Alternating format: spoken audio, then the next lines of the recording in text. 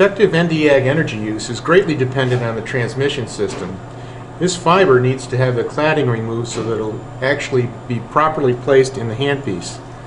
This is the stripping tool that's used to remove the cladding from the fiber.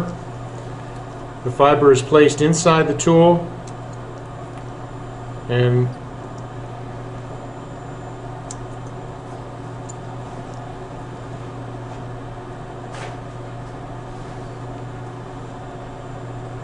up to a point where we can actually remove some of the cladding, and now it will be adequately stripped to fit inside the handpiece so that it can be properly controlled.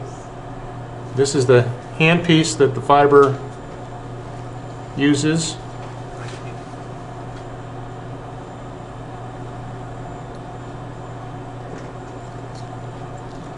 Don't tighten this yet until you can actually see the fiber out of the tip of the plastic cannula. When it's out about 5 or 6 millimeters, then tighten, not too tight because the tongs inside will be bent.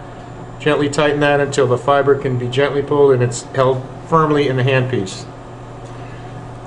The effective transmission of this laser light energy is dependent on a nice flat edge to the fiber that's sticking out of the cannula.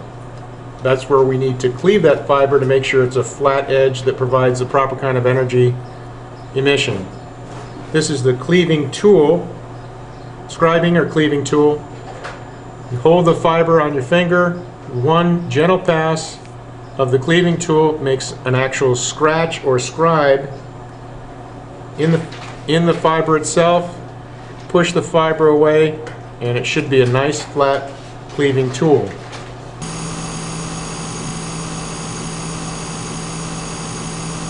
Nice round circle. That verifies that the scribe was successful and there's going to be no dispersion of laser light energy. It'll all be focused right where we want it.